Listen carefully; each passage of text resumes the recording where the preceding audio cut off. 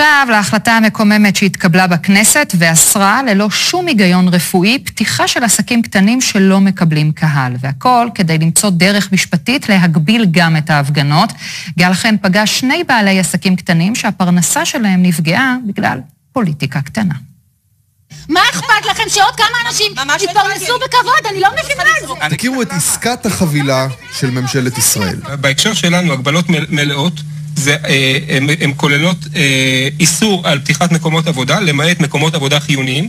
זאת אומרת שבגלל ההפגנות אי אפשר לאפשר מקומות תעסוקה ל10 אנשים. זה החוק שאתם אישרתם. האמת המדהימה הזאת התחברה בליל יום חמישי בוועדת החוקה של הכנסת. לפי התקנות לשעת חירום שאישרה הקואליציה, כדי להגביל את ההפגנות, חייבים גם לסגור מקומות עבודה קטנים, משרדי עורכי דין לדוגמה, גם נגרים או בתי מלאכה.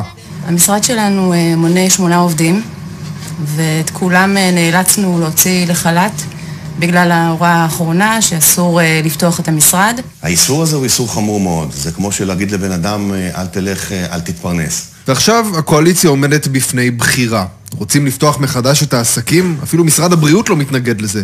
רק תצטרכו לאפשר את ההפגנות. אבל זה כמובן לא קורה ממניעים ענייניים או שלא.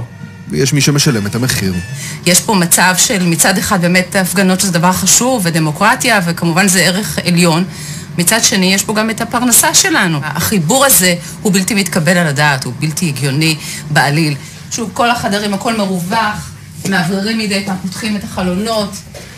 הכל מתנהל בהתאם לכללים, אבל כפי שאפשר לראות, הכל מוכן וריק. כל עוד שיש משרד, כמו שאתם רואים, שהוא משרד גדול פה, של 150 מטר בערך, אין שום סיבה שבמקום כזה שאין התקהלות למשרדים של מתווכים, של עורכי דין, של שמאים, של אדריכלים.